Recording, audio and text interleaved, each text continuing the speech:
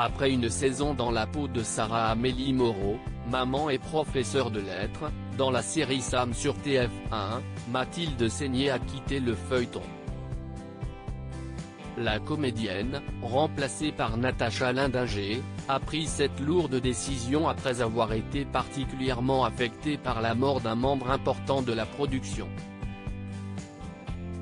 C'était moi, j'avais signé pour 6 épisodes, c'était décidé, confiait Mathilde Seigner sur le plateau de C'est à vous, France 5, en mai 2016 à propos de son départ de Sam.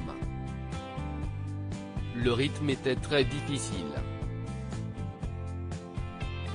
CIST 80 jours de tournage, tous les plans, tous les jours, CIST 5 mois de tournage.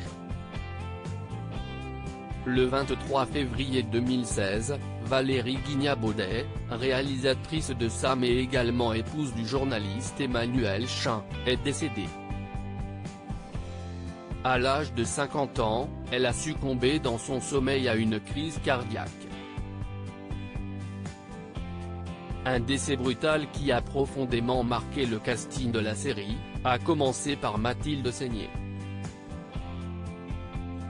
Avant la mort de Valérie, j'avais déjà décidé de ne pas faire une deuxième saison. Après sa mort, ce n'était même plus envisageable, si est-il vraiment quelque chose qu'on a fait toutes les deux, confiait-elle, toujours sur le plateau de C'est à vous. Entre Valérie Guignat-Baudet et Mathilde Seigner, c'était une amitié de longue date. En effet, les deux stars du cinéma, l'une derrière la caméra, l'autre devant, se fréquentaient depuis 17 ans, avant le drame. La mort nous est tombée dessus, il y a à peine 2 mois. Parfois, j'ai encore du mal à réaliser. Mais j'accompagne son travail, je me dis qu'elle serait fière de cette série dans laquelle elle s'est beaucoup impliquée, déclarait l'amoureuse de Mathieu Petit à Paris Match, peu après la mort de la réalisatrice. Finalement, le rôle a été repris par Natacha Lindinger.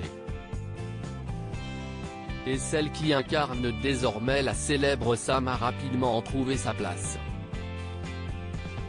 Nous savions que ce serait potentiellement difficile de convaincre TF1 car un changement de comédien principal est très rare en France.